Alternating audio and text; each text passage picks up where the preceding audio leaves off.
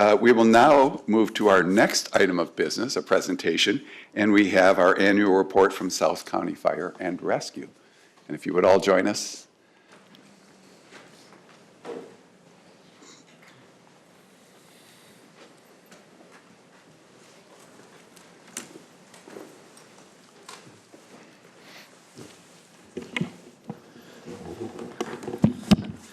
Good evening, Mayor, Council.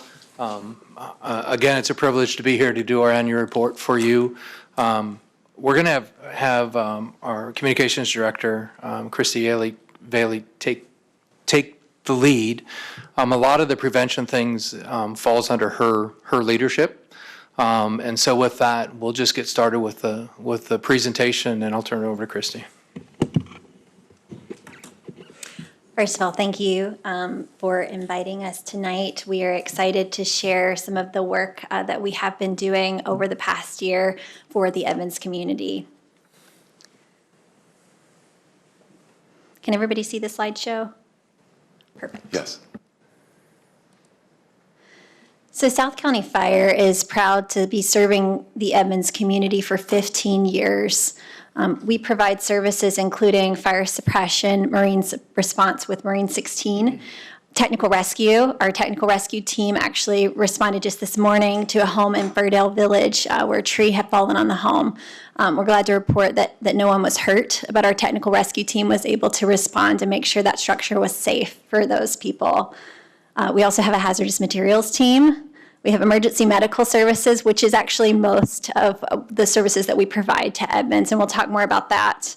We have a community resource paramedic program. We provide home safety visits, and we provide community education.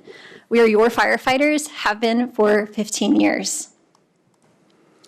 So you're looking at the number of calls for South County Fire in 2024. You can see we responded to a total of 38,676 calls across our entire service area. 6,334 of those calls were in Edmonds. So that's about 17 calls each day in Edmonds. Most of these calls are medical related. All firefighters are able to respond to these medical calls as well as fires and rescues. All firefighters are certified as either emergency medical technicians, as you may know as EMTs, or as paramedics.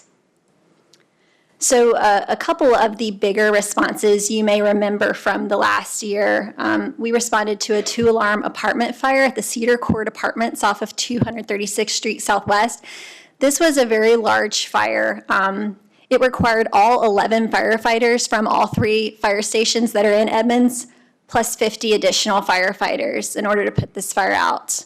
This was a commercial fire response. 2 people were transported to the hospital, 11 people were displaced, and many of you may recognize the man right there in that photo. That is Jim Lawless, and he actually broke through a window to rescue someone from this apartment fire, and so we were proud to present him with a Community Lifesaver Award for his heroic actions. Another response that you may have heard about in the local news was this kayaker rescue. This happened in November near Edmonds Marina Beach. Firefighters launched a response on land and water and also coordinated with the local boating community to help respond. And boater Matt Talley was actually the person who pulled this kayaker. Her name is Katie. He pulled her to safety on his boat. I believe he gave her his jacket to keep her warm. And then he brought her to land, and firefighters were able to take her to the hospital. We were very proud to be able to present Matt Talley with a Community Lifesaver Award for his actions. So when South County Fire responds to calls in Edmonds, you're not just receiving response from the 3 stations in Edmonds, which are located in the Maplewood area, in downtown Edmonds, and then the Esperance community. So we actually have 15 neighborhood fire stations across the area you see on this map. Edmonds is shaded because it is provided service through contract. All the other areas on this map are part of the Regional Fire Authority. And so often units from these other fire stations that you see across this area are coming into Edmonds to help respond to calls. For instance, our technical rescue unit that responded this morning, they're based out of Station 21 near Martha Lake. Our hazmat crew is based out of the Station 12 near Hilton Lake. We have more than 350 uniformed personnel. We serve nearly 300,000 people across 57 square miles. So we know the work that we're doing in Edmonds and elsewhere is making a life-saving difference. This is something that we're really excited to share today because we've recently gotten some preliminary numbers that show our cardiac arrest survival rate is at 60%. And I have to say, we think this rate will probably go up, but right now we know it's at least going to be 60%. You can look at the national rate there and see the comparison. I ran into a man outside of downtown Station 17 the other day, and he told me that firefighters had saved his life in December of 2023 when he experienced a heart attack. And he said, I shared this rate with him, and he said, well, I want it to be 98%. We do too, but there's a lot more to it. It is very difficult to get a high rate. There are many major cities that have rates, survival rates of less than 10%. So this is something that we're very proud of. We've maintained a rate near 50% for at least the last 10 years.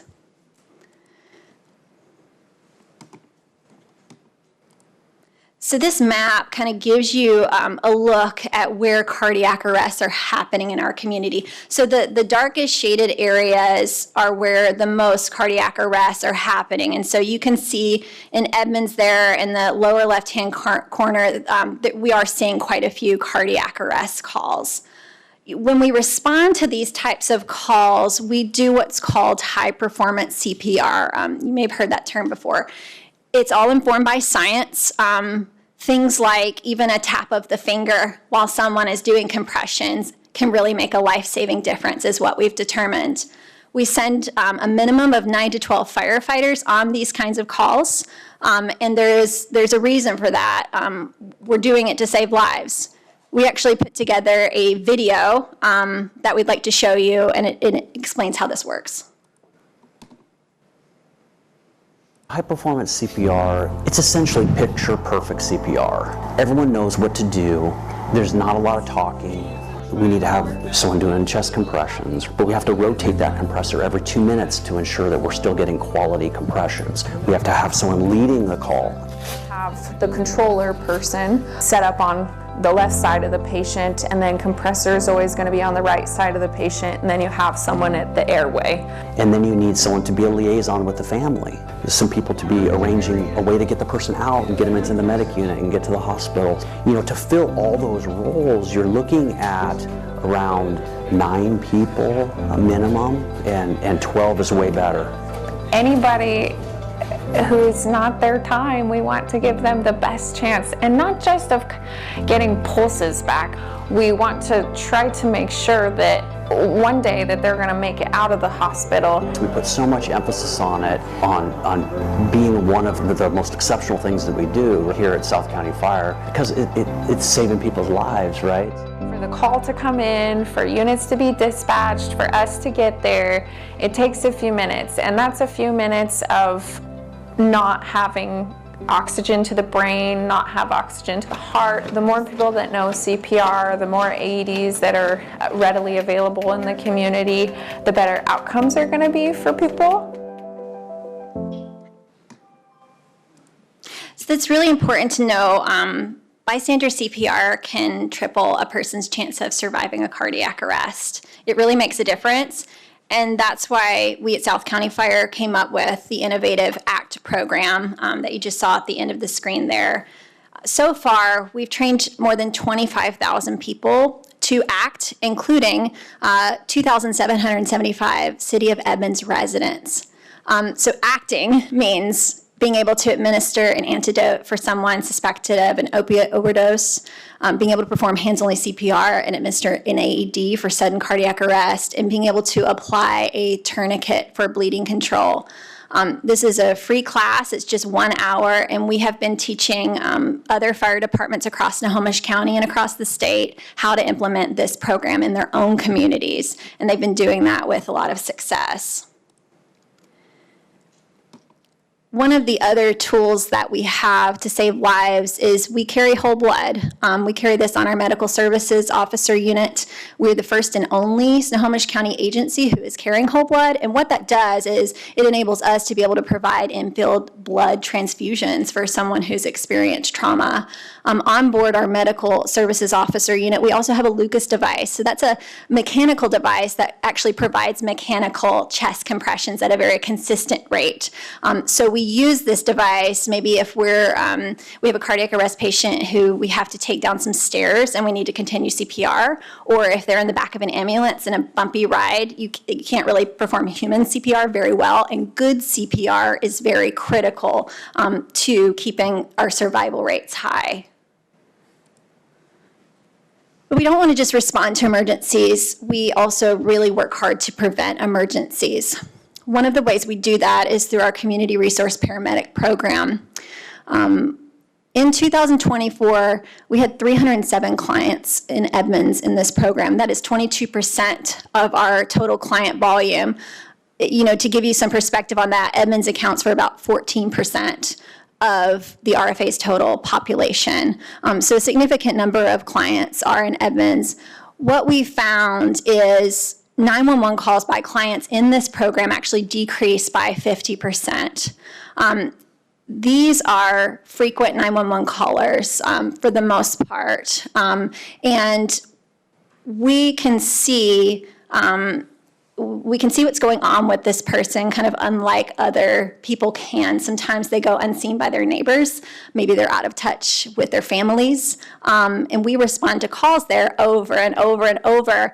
We can see the conditions they're living in. We can see maybe something doesn't seem right, and we can work to get the resources that they actually need to get the support so they can stop calling 911 because maybe that's not the right place to solve their problem. This program is not only helping people, it's saving a lot of money. We estimate more than $12 million in savings since this program has begun. That includes savings on ER visits that they don't have to make, emergency transports that don't have to be done, and labor and equipment costs. Another part of our Community Resource Paramedic Program is actually our CORE program.